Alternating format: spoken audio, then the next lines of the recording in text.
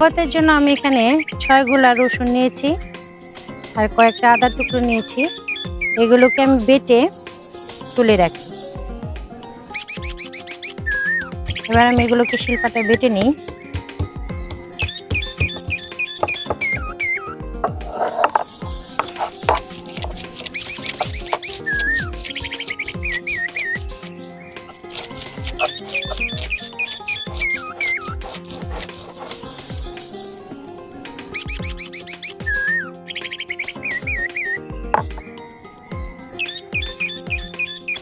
আপনারা চাইলে ব্লেন্ডারও পেস্ট করে নিতে পারেন।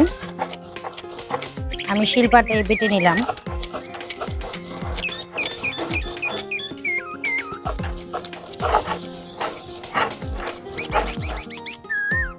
এবার আমি আদা টুকরোগুলো বেটে নেব একইভাবে।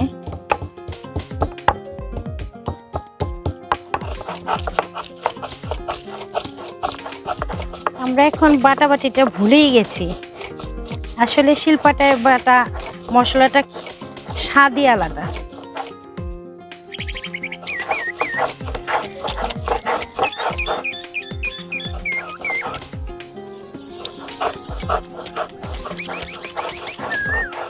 হয়ে গেল আমার আদা রসুন বাটা। এবার আমি রান্নায় চলে যাব।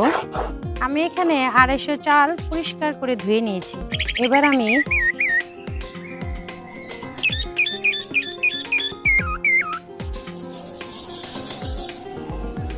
বোয়া ভাতের জন্য 250 ডাল নিয়েছি। এটা আমি এবার ভেজে নেব।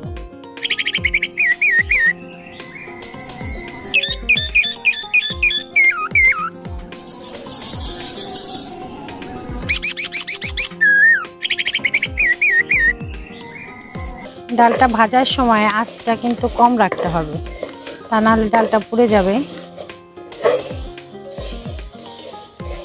ডালটা আমার ভাজা হয়ে গেছে, দেখেন কি সুন্দর লাল হয়ে গেছে। এভাবে লাল লাল করে ভেজে নেব।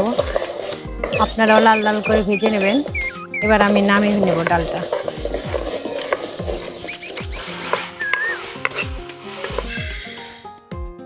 এবার আমি 5-6টা পেঁয়াজ কুচি করে নিয়েছি। এগুলো সুন্দরভাবে ব্রাউন কালার করে ভেজে নেব। এর জন্য 1 কাপ পরিমাণ তেল দিয়ে দিলাম। তেলটা গরম হয়ে এলে আমি পেঁয়াজগুলো দিয়ে দেব।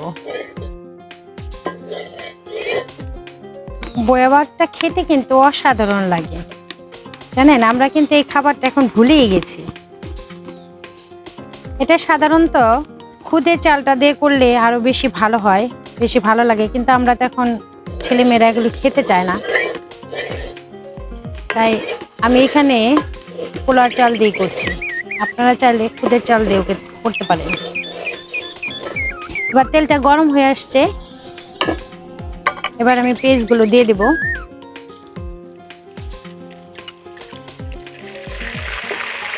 পেঁয়াজগুলো আমি সুন্দর ব্রাউন কালার করে ভেজে তুলে রাখবো।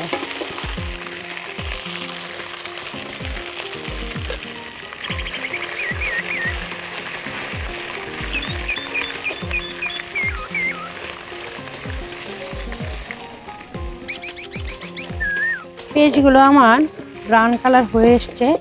এবার আমি পেঁয়াজগুলো তুলে নেব। কিছুটা রেখে দেব। এই তেলে আমি বোয়া ভাতটা দিয়ে দেব। 4টা শুকনো মরিচ নিয়েছি আমি। এটা শুকনো মরিচটা ফাটিয়ে দেব। আর গোটা 4টা দিলাম। গোটা 4টা আমি তুলে রাখবো। খাওয়ার সময় যার যার ইচ্ছে মতো খাবে। শুকনো মরিচগুলি কালো হয়ে আসলে আমি তুলে নেব। তো সবগুলো তুলবো না, এই যে গোটা 4টা দিয়েছিলাম ওই 4টাই তুলব। গোটা 4টা তুলে রাখলাম। দিয়ে দেবো 4টা তেজপাতা, দিয়ে দেবো কয়েকটা পাঁচফোড়ন,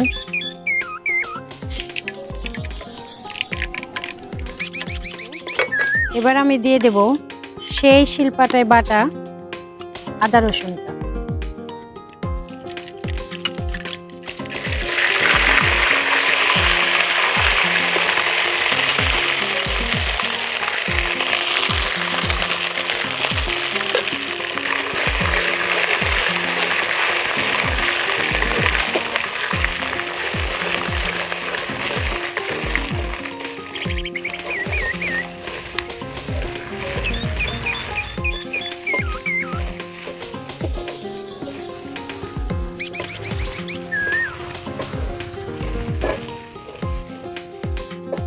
এবার আমি 2 মগ জল দিয়ে দেব।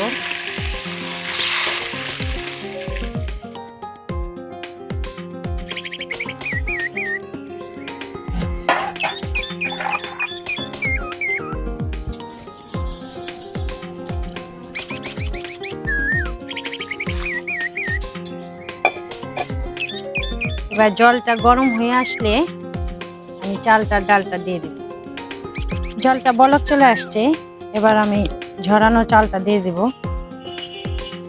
এবার আমি ডালটাও দিয়ে দেব, ডালটাও ঝরে রেখেছিলাম।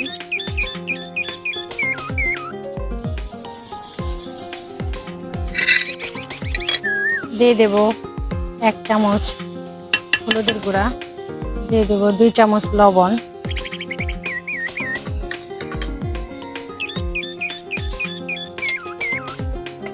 ভালোভাবে একটু নেড়ে চেড়ে দেবো।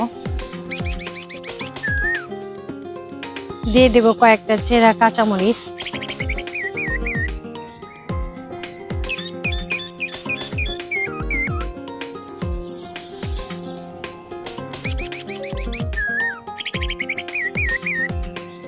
এবার আমি ভালোভাবে একটু নেড়ে চেড়ে দিই। কয়েক মিনিটের জন্য আমি একটু ঢেকে দেব।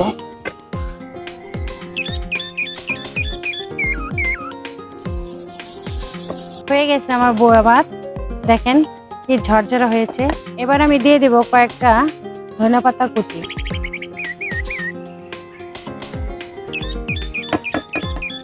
দিয়ে দেব ভেজে রাখা সেই পেস্ট কুচি,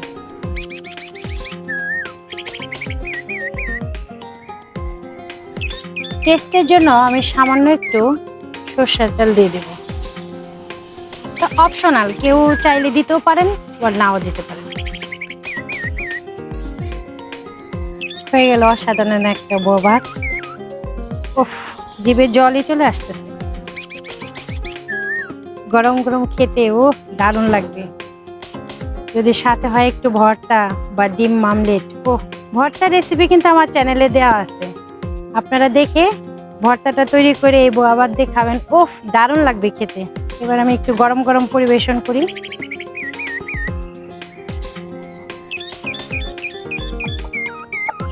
আমার এই রেসিপিটি যদি ভালো লাগে লাইক করবেন, শেয়ার করবেন, কমেন্ট করবেন, সাবস্ক্রাইব করে পরবর্তী রেসিপি দেখার জন্য পাশে থাকবেন। যে যেখানেই থাকেন ভালো থাকবেন, সুস্থ থাকবেন। ধন্যবাদ সবাইকে। বাই।